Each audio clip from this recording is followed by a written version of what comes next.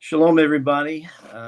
This is Rabbi Rosenfarb from Beth Messiah Synagogue in Tidewater, and normally you will see me on Wednesday evening, which you will tomorrow evening at 7 o'clock for our Wednesday night Bible study. And we've been studying the book of John through Jewish eyes. Last week we had some technical difficulties. We've gotten them straightened out, but I thought to prepare you for tomorrow night, which we will begin a new series on the foundations of the Arab-Israeli conflict, and specifically regarding who occupied the land from the first century through and including 1948. We won't go beyond that. It's important to establish who was in the land, how did they get there, before we discuss the rest of our program, which would be, were the Arabs driven out, or did they leave voluntarily? Were they encouraged by their leaders? What actually happened during the 48 war? And so, as a prelude to that, we're going to be discussing the land of Israel, the Jewish and Arab occupations of the land, and the validity of those things from the first century to 1948. Okay, but I would like to finish John, and God bless your word to our hearts. Thank you for it, Lord. You just had been thrilled with this book and what you have to say in it, Lord God, and through it we see you, and we want to become more like you, Lord. Thank you for transformation through faith in your word and grace, taking hold of that faith and transforming us into who we really are, in your image, the image of the King, the image of the Father. We bless you in Yeshua's name. All right, so we're in verse 14 of John 21, which we did last Wednesday, just to reiterate, but we had technical difficulties, and I did not want anybody to miss out on the ending of the series, all right? This was now the third time Yeshua had appeared to his disciples after he was raised from the dead. And we had seen two other times, one in a locked room, and with and without Thomas. And the two appearances were in a locked room, one time with Thomas and one time without Thomas. And this is the third time. And so in verse 15, we see the beginning of the Peter being welcomed back, so to speak, from his rejection and perhaps his concern about what the ramifications of that would be. Yeshua had already said, when you return, comfort my brethren. So there was a promise there, but you can just imagine all the feelings that he may have had. When they had finished eating, Yeshua said to Simon Peter, Simon, the son of John, do you really love me more than these? Yes, Lord, he said, you know that I love you. Yeshua said, feed my lambs. Again, Yeshua said, Simon, the son of John, do you really love me, truly love me? He answered, yes, Lord, you know that I love you. Yeshua said, take care of my sheep.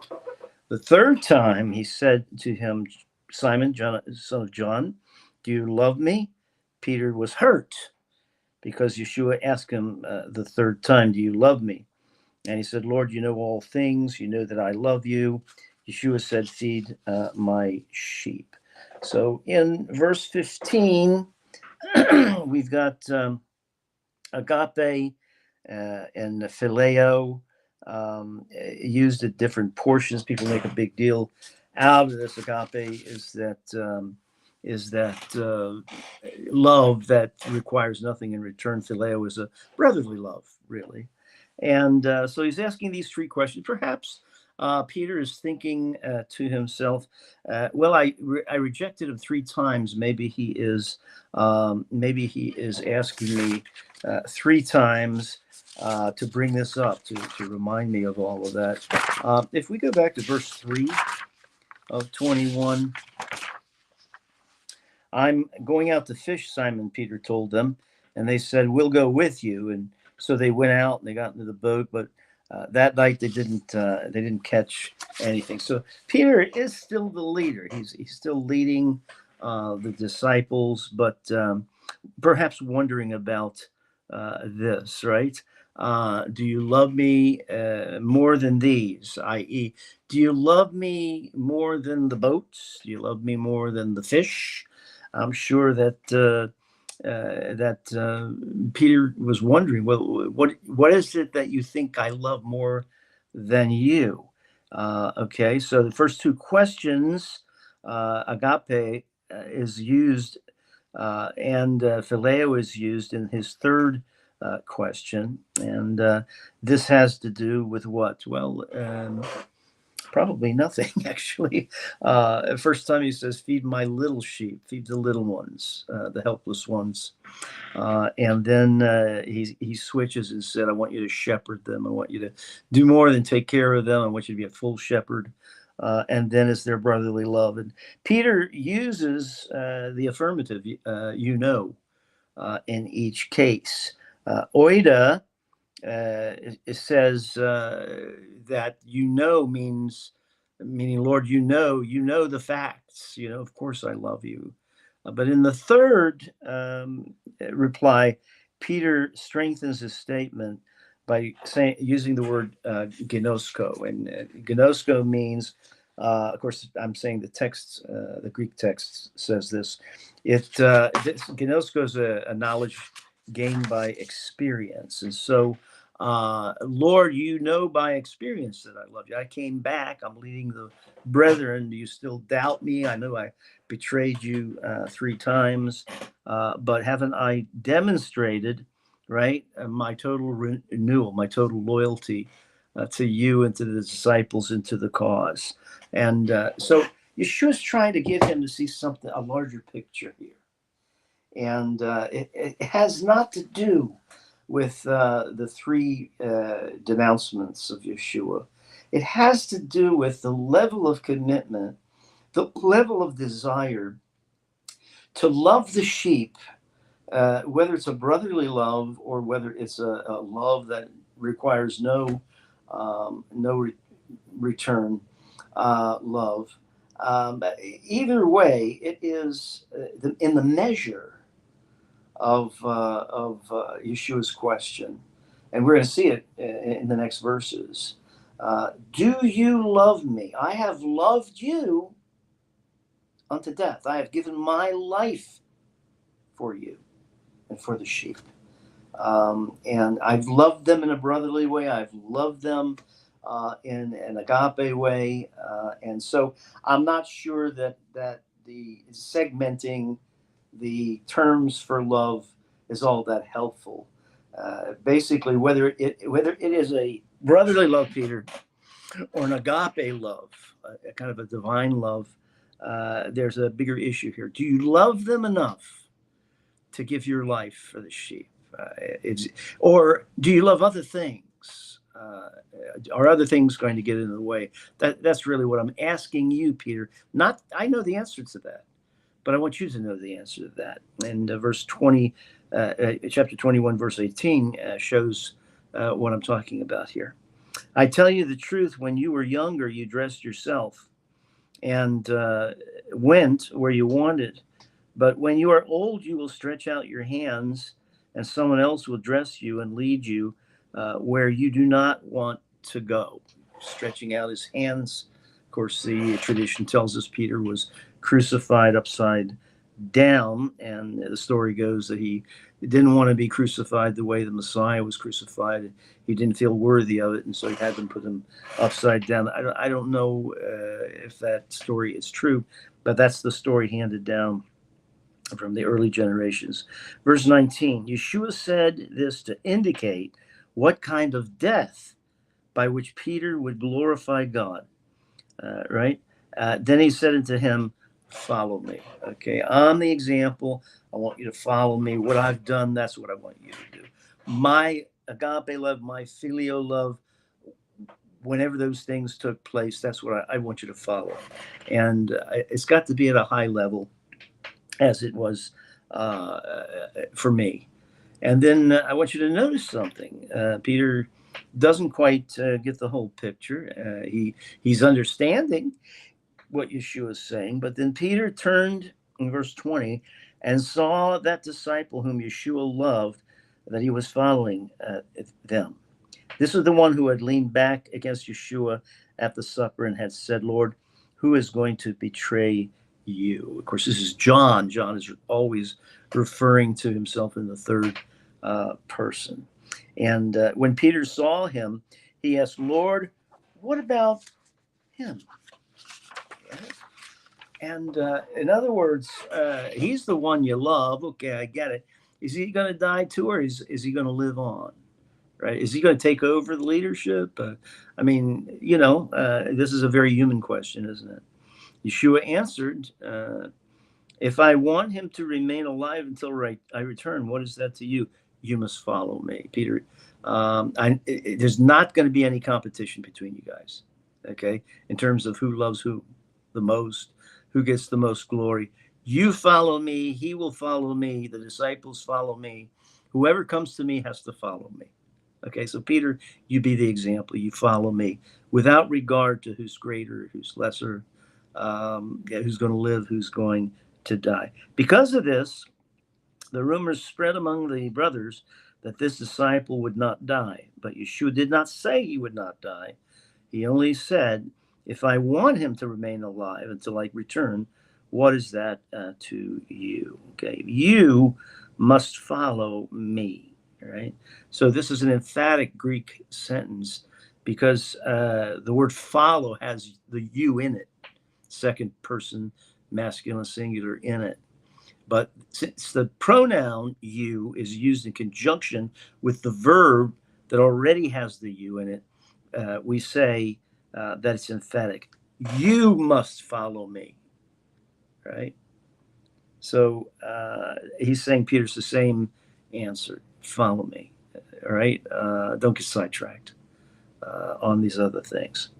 This is the disciple who testifies to these things and who wrote them down, and we know that his testimony is true. Yeshua did many other things as well. If every one of them were written down, I suppose that even the whole world would not have room for the books that would be written. And of course, it's a little bit of a hyperbole, I think. But clearly, what John is saying is that so many more things happened. But I've given you what is important for you to understand in the life and teaching of Yeshua the Messiah, so that you can be born again and have confidence, being able to follow him and be like him. And that's what we're going to continue to teach the disciples that follow us. So that concludes really our study of the book of John. I hope it's been very helpful to you. I always love studying this book and teaching this book, and I always encourage people, especially new believers, to read the book of John. And what we did last week is we just touched generally on this whole idea of Arab occupation of the land. And in the 20th century, just going to turn the page here towards that teaching, and then tomorrow night at 7 o'clock, we'll begin to unpack it more fully. And I think you're going to see some surprising things. A gal by the name of Jean, Peters, wrote a book from time immemorial, and well documented. And I'm going to be taking a lot of information from that book and from other works as well, and hopefully give you a well-rounded understanding of what went on. One of the first things that comes to mind when we read the statements of key individuals in the 20th century regarding the identity of what came to be known as the Palestinians. Now, I want you to know that in the early days of Jewish and Arab people living in the land, both were considered Palestinians. Both under British rule carried Palestinian passports. And so, of course, in today's world, the Palestinians are Arab Palestinians or Christian Palestinians, and the Jewish people are the Israelis. I get that. But you can see some of the confusion. We actually quoted from some of the sources in the early 20th century regarding the confusion of the Arab presence in the land of Israel. And some regarded, key people regarded that area where they lived as part of southern uh, Syria, and others regarded it as a no man's land, a land given over primarily to nomads and the Jews who have established villages, and a few of the Arabs who have established villages and domiciles, but basically a barren land, a land that was not well populated and not well defined, a land where the Arabs lived without a defined government, without central government, without a defined constitution, without defined boundaries.